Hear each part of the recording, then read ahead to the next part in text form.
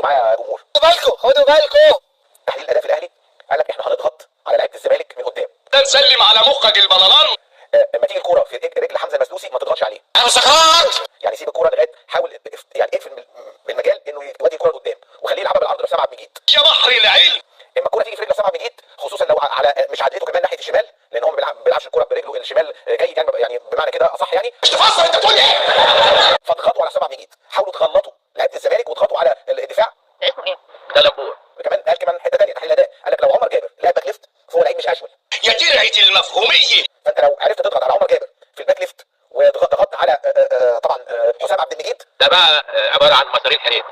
كمان لو محمد شحاته اتضغط عليه هتقدر تستخلصوا الكوره وتبنوا الهجمه في الثلث الاخير بتاع يعني الفريق. ما بيجمعش. الثلث الاول للفريق الزمالك